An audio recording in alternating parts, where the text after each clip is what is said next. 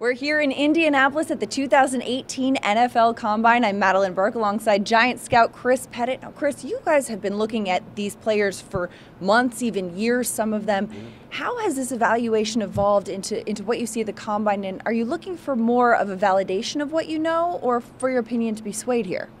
It isn't a validation of what you know. You're really here, what you get out of here, the best part is the medical and sitting down with the players, getting to know them as people, their intelligence. But a lot of the evaluation was done in the fall. The film, what they did on Saturdays, is the biggest part of the puzzle.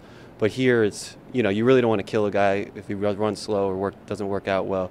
It's more the medical and the intelligence is what we're getting here at the Combine. Yeah, because you've seen what these guys can do in a game. We've got plenty of sample size there. Now, I mean, how has the evaluation process changed over the years? You've been doing this for a while. It's changed, but at the heart of it, it really hasn't. Because again, it comes down to what the game tape tells you is where you should get your biggest evaluation from. But technology has played into it over the years. We're able to access film easier now. You can share information easier. You can do more games where in the past you could really get to a school, you can do 3 tapes and that's it and you got to go. So now you can do some tapes beforehand. You get 5, 6 games done on a player. So. I mean, you mentioned the wealth of information you have at your fingertips. Yep. You've got scouts, GMs, coaches, all these people looking at the same players, the same talent, but having different opinions. As a staff with the Giants, do you guys have a collective group of differing opinions, or is it more like-minded? And if the opinions are different, how do you work to get a collaborative assessment of a prospect? That's a good question. Well, what you want as a staff, I think any staff, any team, you want to have, for the Giants, we want to have the basis of what we call an NYG type, a guy who's a giant football player, and we have those beliefs. But you want your staff, when you're doing the evaluation, you do want different opinions because to see how a guy might change throughout the season.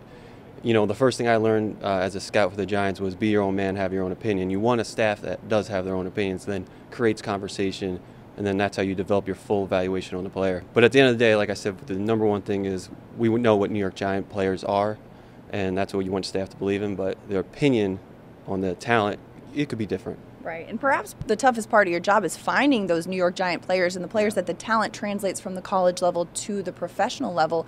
Are there certain intangibles that you look for that says this guy could be a success on a grander scale? Yeah, I mean, I think it's pretty much basic football: toughness, competitiveness, intelligence. I mean, that's the heart of a really good football player. You're going to find smart, fast, tough, is the basis of a, NYG type, as we call it. Great. Chris Pettit, thank you so much for taking the time. You're welcome. Thank you.